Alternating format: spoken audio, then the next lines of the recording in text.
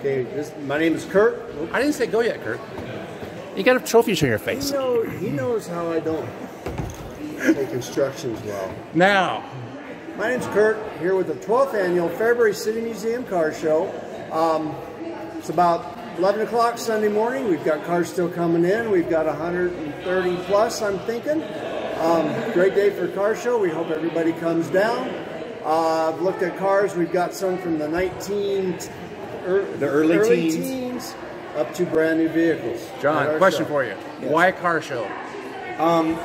Actually, Kirk and I came on a lot later, but originally the idea was of the car show was to bring more representation to Fairbury and to recognize their museum, because it maybe is a little less, but there's not a lot of traffic. And so that was how it originally started, and it overgrew the museum. And so we kept the theme of the museum and still support it, but we moved it down to our beautiful square where we can have more cars than we could ever have up there. And it seemed to fit us very well. We have a lot of the businesses downtown are really supporting us now. So where we were at before, we're kind of caught in a neighborhood where there wasn't a lot of vendor space or any businesses, so it felt very trapped a little bit. And so now that we've moved it out, it's a lot more free. People can move and go and do stuff and be able to move in and around things.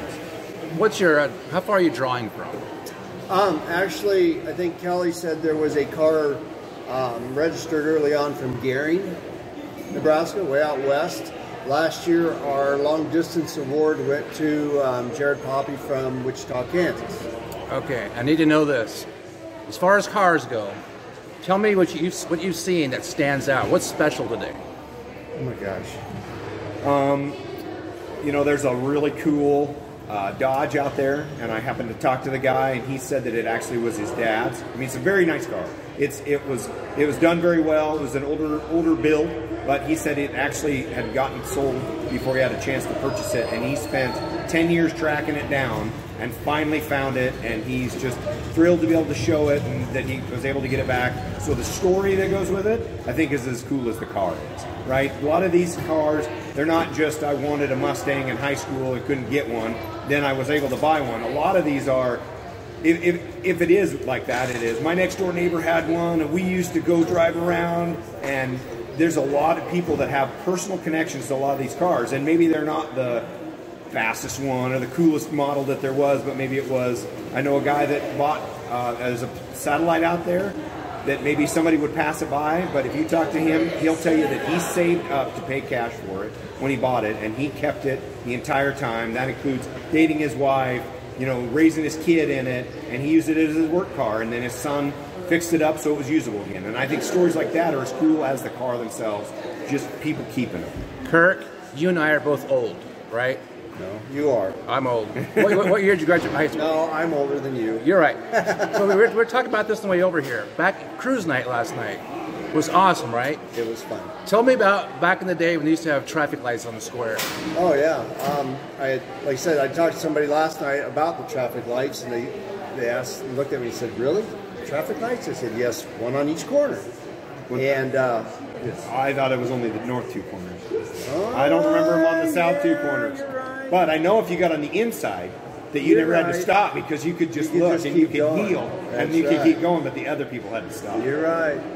So I remember one night, just a personal experience I had.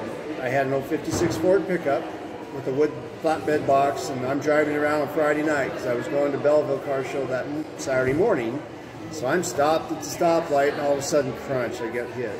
And it's like, oh no. So I drove it home, worked till midnight, got it patched up, and we were good to go. But we always had a lot of fun, and this brought back a lot of memories last night. And it was, for me, it was a wild type of night because I did not expect that many cars, that many people. Just a great experience. We've had a great weekend so far, and we're going to continue it for another half a day here, and we're going to get them judged and get people on the road for it rings. I do have a little anecdote, and I should be on camera for this, but I remember back around 82, 80, you've been doing car shows for a long time. And you actually, and you asked me to do a T-shirt for one of your car shows, and I was probably, I don't even know, I was in high school at the time, and I'm old, so you've been doing this a long time. Yeah, we used to. Go ahead. I'm sorry. We used to go. Yeah, Dick Newton started years ago. Dick And I helped him and a gentleman named Odell Jurgenau down at the park. We did about 9 or 10. They had a car club for a while. So this is kind of tough. We're doing this with a pretty small group of guys, plus our wives, but God bless our families. Want to thank the town, everybody involved. I'd like to name names, but I would forget too many. So we've been very fortunate. You know, I cruised the square too, and we did a lot of it. You'd have to go around one way, and it would wind it up, and then you had to go the other way to unwind, and so there was lots of that. I thought when I pulled down to the square last night to get ready to get line up, I was so surprised by the amount of people that were on the square, and that were down and were watching, we're cruising already. You know, we did about 50 cars last year, and I heard an unofficial account of 88, but I can hardly believe that there wasn't more than that maybe got lost because the line was so long. But the outpouring of people yesterday and the amount of people waving at us, and that's really cool. I've seen so many new faces being downtown. One of the big things that I really push is we want it to be a community event. Not everybody cares about cars, but maybe they want to go down and see a business, or maybe, you know, we're giving away coloring books for kids, and they're probably the coolest coloring books I've ever seen. But we want to involve families, and we want to have plenty of food opportunities and make sure the businesses are profiting. And you know, I have received a lot of positive, you know, we're really happy you guys do this, and that sometimes it's enough work. 6 of us doing this for basically a year to try and get ready.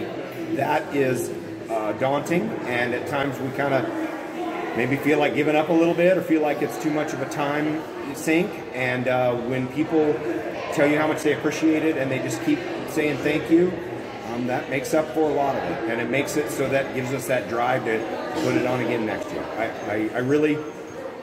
I want to thank the community. Certainly the participants in the car show are awesome, but the town makes it too. People will tell you that you can go to a car show where there's nobody but the people that brought cars, and they become dead. And we want to be, you know, welcoming to everyone and say, bring your kids and show them stuff. Grandpa had a car like this, or I remember this, or whatever. I mean, I hope that it is a thing that people are excited that we do. Anything else? I would like to add a big thank you goes out to the organizer of the show. He's been doing it. He's been involved all 12 years. The first few years, Mick was involved. Mick Suey, when I was at the museum, he cooked food all day. That was what he did, and I ate all afternoon. And so, as it gravitated towards something bigger and got bigger every year, things changed. He became the head of the show, still is. I've told somebody before, we're kind of like, when we meet, us 6 guys, we're kind of like kids in a candy store, and we throw out all our ideas. He's an idea guy, right? And so we're going 100 miles an hour. Well, we ought to do this, we ought to do this. And then there's Mick like, hey, pull back in a little bit, we'll get figured out. And Mick is kind of the glue that keeps it all going. So big thanks to him. Great. Thanks. I do appreciate the interview. And have a good luck with your car show. Thank you. Thank you, Keith. Appreciate it. Thank you for coming down.